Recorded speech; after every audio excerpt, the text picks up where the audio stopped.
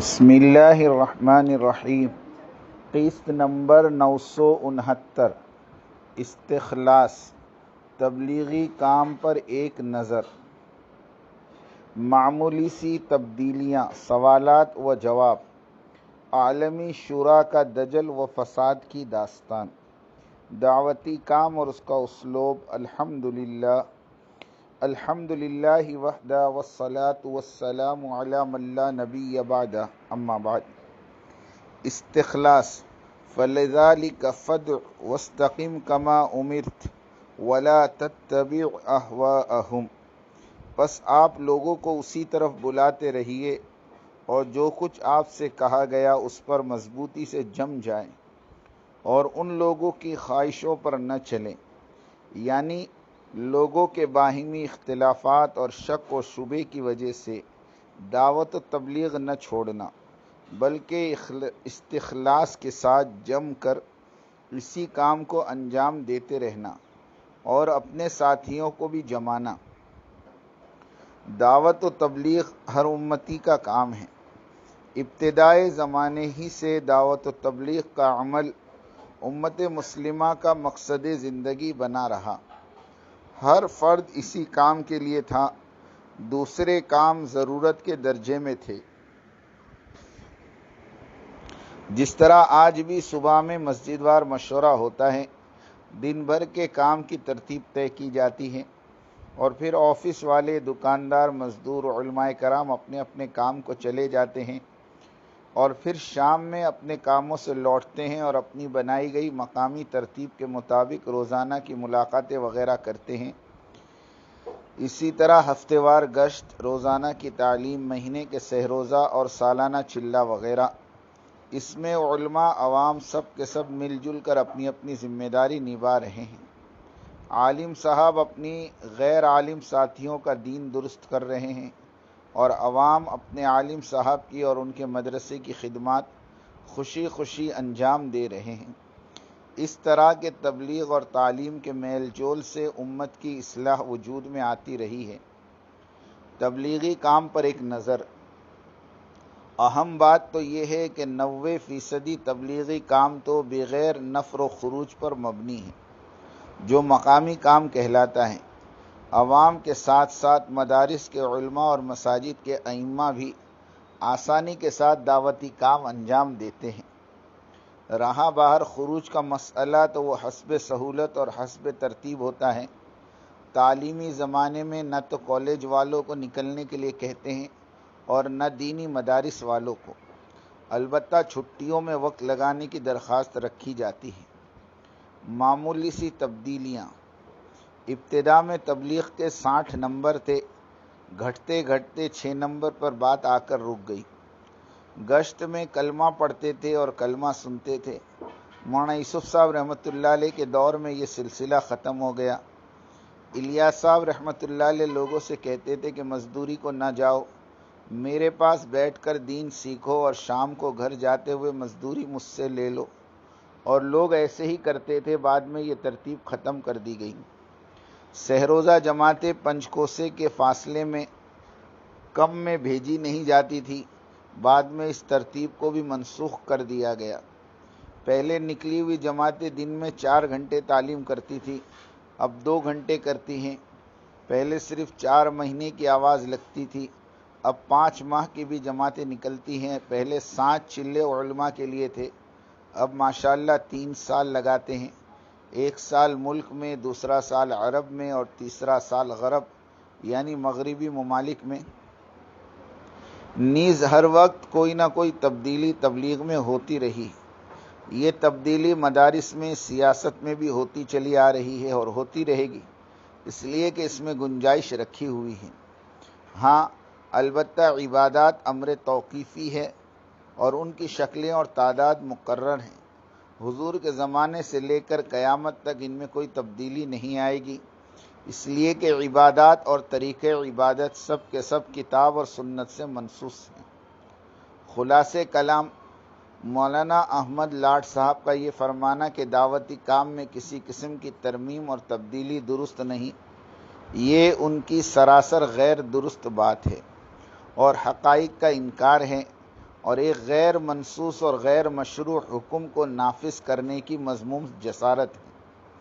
وضاحت: دعوتی کام میں کوئی تبدیلی نہیں ہوئی سوائے اس کے کہ مساجد کی آبادی والی ترتیب پر عمل ہونے لگا۔ یہ کوئی ایسی تبدیلی نہیں ہے جس پر تنقید کی جائے یا اسے خلاف شریعت عمل کہا جائے، باقی ساری ترتیب دعوت کی جوں کی توں ہے۔ دوسرے، محلے وار مکتب شروع کیے گئے، ہزاروں کی تعداد میں بچوں کے لیے مکاتب قائم ہو گئے، تعلیم و تربیت کا نظام جاری ہے اور ہر روز بڑھتے ہی جا رہے ہیں۔ تیسرے، درس تفسیر اور حدیث اور فقہ میں باقاعدہ تبلیغ والے حصہ لیتے ہیں، علم دین سیکھ رہے ہیں، علماء کرام سے رابطے اور علاقات بڑھتے جا رہے ہیں، جس کا ثبوت یہ ہے کہ علماء کثرت سے جماعتوں میں سال سال کے لیے نکل رہے ہیں۔ ایک سوال کا جواب: عام طور پر لوگ یہ سوال کرتے ہیں کہ کالج کے طلباء اور اساتذہ تبلیغ میں خوب حصہ لیتے ہیں، حالانکہ ان کا تربیتی سسٹم اسلام کے بالکل خلاف ہوا کرتا ہے اور ان کے ٹیچرز اور پروفیسرز اکثر بے دین ہوتے ہیں، خاص کر یورپ، امریکہ اور افریقہ اور آسٹریلیا میں، اور دینی مدارس کے طلباء اور اساتذہ تبلیغ میں بہت کم حصہ لیتے ہیں، حالانکہ ان کی صبح اور شام کتاب و سنت کی تعلیم و تربیت پر بسر ہوتی ہے، ان کے اساتذہ دیندار اور ماحول بھی دیندار۔ یہ سوال ہمیں یورپ ایک اسلامک آرگنائزیشن سے آیا ہے۔ جواب: 3 باتیں ہیں جو دونوں طبقوں میں نمایاں فرق کا سبب ہیں۔ کالج کے طلباء کو اس بات کا احساس اور ندامت لگی رہتی ہے کہ ہم دین سے دور ہیں، ہمیں دین سیکھنا چاہیے۔ اس طلب کی وجہ سے انہیں تبلیغ میں نکلنا آسان ہو جاتا ہے اور نکل پڑتے ہیں، اور چونکہ وہ طلب کے ساتھ آتے ہیں اس لیے دعوتی کام کو دل لگا کر سیکھ لیتے ہیں اور داعی بن جاتے ہیں، اور علاقوں کو، شہروں اور ملکوں کو، لوگوں کو دعوت کے کام پر کھڑا کر دیتے ہیں۔ دوسری خوبی کالج والوں کی مال خرچ کرنا ہے۔ یہ ان کی عادت میں شامل ہے۔ مثلاً کوئی نیا ڈریس دیکھا فوراً خرید لیا، نیا جوتا دیکھا خرید لیا، وغیرہ وغیرہ، یعنی خرچ کرنا ان کی فطرت میں ہے، اور اپنا مال خرچ کرنا تبلیغی کام کی کلید ہے، اور خرچ کی لائن سے اسی لیے اس کالج کے طلباء تو پہلے ہی سے ماہر ہے، اس لیے تبلیغ میں چلنا کالج کے طلباء کے لیے آسان عمل ہے۔ تیسری صفت کالج والوں کی کھلے مہار گفت و شنید، سیر و تفریح کرنے کے عادی، مشقت برداشت کرنے کی صفت، گویا وہ 100% فٹ ہے۔ یہ تینوں باتیں تبلیغ کے لیے اہم ہیں اور لازمی ہیں: دین کی طلب، جان کھپانا اور مال خرچ کرنا۔ اس کے برعکس مدارس کے طلباء کو یہ زعم رہتا ہے کہ میں دین کے علم سے اچھی طرح واقف ہوں، حافظ ہوں، قاری ہوں، عالم ہوں، تبلیغ سے مجھے کیا حاصل ہوگا، یعنی بے طلبی۔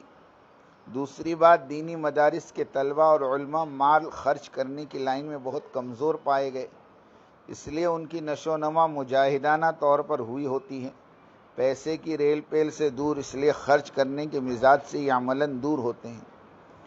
تیسری بات یہ کہ سفر کی مشقت اور صعوبتوں کے عادی نہیں ہوتے، اس لیے کہ انہیں وہ مواقع ہی نہیں ملے ہوتے جو کالج کے طلباء کو میسر آئیں، اسی لیے کالج والے مدارس والوں پر سبقت لے گئے۔ انبیاء علم و مشقت کے مینار ہیں۔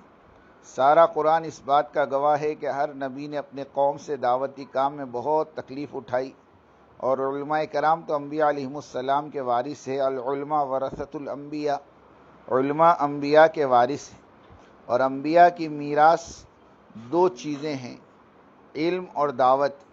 علماء انبیاء کے وارث ہیں علم اور دعوت میں، اس لیے کہ کوئی نبی ایسا نہیں پایا جائے گا کہ جس نے دعوت و تبلیغ نہ کرتا ہو، وہ تو بھیجا ہے اسی دعوت و تبلیغ کے لیے گیا ہے۔ جس طرح مدارس سے علمی ورثہ حاصل کیا ہے، اسی طرح دعوت و تبلیغ کا ورثہ بھی تو حاصل کیا جانا چاہیے۔ صحابہ افضل العلماء ہیں، لیکن جب بھی دعوتی سفر کی آواز لگتی تو سب کے سب تیار ہو جاتے۔ فلولا نفر من كل فرقة منهم طائفة ليتفقهوا في الدين ولينذروا به، ایسا کیوں نہ کیا جائے کہ ان کی ہر بڑی جماعت میں سے ایک چھوٹی جماعت اللہ کی راہ میں جایا کرے تاکہ وہ دین کی سمجھ بوجھ حاصل کر لے۔ پچھلی آیات میں ان 3 صحابہ کا بیان تھا جو اللہ کے راستے میں جا نہ سکے، ان کی حرکت پر اللہ تعالیٰ کی طرف سے عتاب بھی ہوا تھا، اس لیے جب بھی نکلنے کو کہا جاتا صحابہ مارے خوف کے سب نکلنے کو تیار ہو جاتے تھے، تو انہیں روکا گیا، کہا گیا کہ سب کے سب نہ نکلو بلکہ چھوٹی جماعت نکلے، اور جو مدینے میں رہ جائے وہ تفقہ فی الدین حاصل کرے، اور جو اللہ کی راہ میں جا رہے ہیں وہ تفقہ فی الدعوہ حاصل کریں۔ وعید، جب تم دعوتی کام چھوڑ دو گے تو وہی کی برکات سے محروم ہو جاؤ گے۔ مولانا سعد صاحب کی باتیں آج سمجھ سے باہر اس لیے ہیں کہ لوگ دعوتی محنت سے دور ہیں۔ دعوت سے دوری کی وجہ سے یہ بھی ایک عقوبت کی قسم ہے کہ دعوتی بات سمجھ میں نہیں آتی۔ یہی حال ان صوفیاء کرام کی باتوں کا ہے جو اونچے درجے کے ہوئے ہیں۔ ان کی باتیں اہل علم کی سمجھ سے باہر ہوتی ہیں، جس کی وجہ سے حضرات صوفیاء کی ترجیحات اور تشریحات پر بھی مفتیان کرام نے طرح طرح کے فتوے صادر فرمائے، یہاں تک کہ الصوفی لا مذہب لا کا فتویٰ بھی دیا گیا۔ اسی طرح داعی کی بات بھی بہت مشکل سے سمجھ میں آتی ہے۔ مولانا سعد صاحب پر کیے گئے اعتراضات کے جواب قسطوں میں ملاحظہ ہوں اور اختصار کے ساتھ مکمل جواب چاہتے ہیں تو ملاحظہ ہو 16 صفحوں پر مشتمل تبصرہ مفتی سلیمان صاحب قاسمی، ناہل غازی آباد مظلہ، اور انہی بیانوں کی بابت حضرت مولانا سلمان صاحب منصور سہارنپوری رحمۃ اللہ علیہ نے ہو بہو 21 صفحات پر مشتمل تحقیقی رسالہ شائع کیا، جس میں مولانا سعد صاحب پر لگائے گئے ہر الزام کا مستند جواب تفصیل کے ساتھ موجود ہے۔ اہل علم معترضین کے لیے مفتی سلیمان قاسمی غازی آباد اور مفتی سلمان مظاہری، ان دونوں بزرگوں نے حجت ہی تمام کر دی۔ یہ سب اللہ جل شانہ نے کی عطا کردہ توفیق ہے کہ اپنے بندوں کو یہ رسائل اور اقساط لکھنے کی توفیق دی، تاکہ آئندہ 100 سال تک کسی فتنے باز کو دعوت و تبلیغ پر نظر بد ڈالنے کی ہمت نہ ہو، اور رہتی دنیا تک حضرت جی کا علمی ڈنکا بجتا رہے، اور کوئی گستاخ آپ کی شان میں لب کشائی کی جرات نہ کر سکے، اور تبلیغ والوں کے قلوب اپنے امیر کی علمی استعداد پر نازاں ہوں، اور شرع صدر کے ساتھ اس عالمی کام میں تندہی کے ساتھ لگے رہیں۔ اور ہم آج بھی اپنی بات کو دہراتے ہیں کہ اہل فتویٰ کے پاس کچھ بچا ہی نہیں کہ وہ کتابی شکل میں مولانا سعد صاحب کی بیان کردہ باتوں کا تفصیلی رد کر سکے، سوائے لعن طعن اور زبانی خرچ کے۔ ہم اپنے موقف پر سخت اور اٹل اس لیے ہیں کہ باغی گروپ کو جو کچھ تقویت ملی ہے وہ انہی غیر استدلالی اور جذباتی فتووں سے ملی ہے، جس کی وجہ سے ہماری تبلیغی دنیا میں ایسا بھوکمپ اور زلزلہ آیا جو آج تک نہیں سنبھل سکا، اور اس طوفان عصبیت کو رہتی دنیا تک یاد رکھا جائے گا۔ غیر ضروری فتووں کا اثر۔ مضحکہ خیز بات یہ ہے کہ سن 55 سے لے کر آج تک تقریباً 63 برس تک ڈیوزبری مرکز کی شورا ہر قدم پر مرکز نظام الدین اور وہاں کے بتلائے ہوئے اصولوں پر عمل کرتی کراتی آئی ہے، اور جو اس عمل کو تفاخر کی نظر سے دیکھتے تھے وہی شورا اور اس کے فیصل آج انہی غیر ضروری فتووں کی وجہ سے یہ کہتے نظر آ رہے ہیں کہ ہمیں مرکز نظام الدین سے کوئی واسطہ نہیں، ہمیں تو اپنی برادری والی عالمی شورا کی اتباع کرنے دو، اور یہ کہتے ہوئے بھی نہیں ڈرتے کہ اب مزید سال 6 مہینے میں مرکز نظام الدین بھی ختم کر دیں گے اور مولوی سعد کی عمارت بھی۔ نیز یہی قومی عصبیت والا ذہن جوہانسبرگ، بارباڈوس، پاناما اور انگلینڈ اور دیگر ملکوں میں بسنے والی اپنی قوم کو اکٹھا کیا جا رہا ہے کہ آؤ ہم سب مل کر الیاسی قربانی والی مرکزیت کو اور ان کی نسل کے تقدس کو پامال کریں۔ جس طرح مادر علمی دیوبند کے ٹکڑے کیے، سہارنپور مدرسے کے ٹکڑے کیے، اسی طرح دارالعلوم ندوہ کو بھی توڑنے کی بڑی کوشش کی گئی۔ خوب روپیوں کے لفافے بانٹے گئے، مگر جہاں حضرت مولانا محمد رابع صاحب جیسے مخلصین موجود ہو، کوئی فتنے کی مجال کہاں کہ وہ اثر انداز ہوں۔ ان باطل تنظیموں کو اسلام دشمن طاقتوں نے فہرست دی ہوئی ہے کہ تعلیمی ادارے تو بکھر گئے، ٹکڑے ٹکڑے ہو گئے، ان کی جان نکل گئی، مگر سب سے طاقتور جو تحریک ہے وہ دعوت و تبلیغ اور اس کی مرکزیت اور عمارت ہے، اسے توڑے بغیر ہمارا مقصد پورا نہیں ہو سکتا۔ اب اس تبلیغی مرکز کو اجاڑ دو تو پھر دین اور اسلام کے پھیلنے کی شکل باقی نہیں رہے گی۔ 100-200 سال یہ چلت پھرت نہیں ہوگی تو پھر دین و اسلام پھیلنا بند ہو جائے گا۔ اس کے لیے خارجی محنت برسوں سے کرتے رہے مگر کچھ فائدہ نہیں ہوا۔ اب داخلی محنت شروع کرو، یہ آپس ہی میں لڑ پڑے، اس کے لیے 2 گروپ تشکیل دیں۔ ایک کا نام دی ورلڈ کونسل عالمی شورا رکھ دیں۔ تبلیغ والے جس دن 2 دھڑوں میں تقسیم ہو گئے اسی دن 70% طاقت ان کی ختم ہو جائے گی۔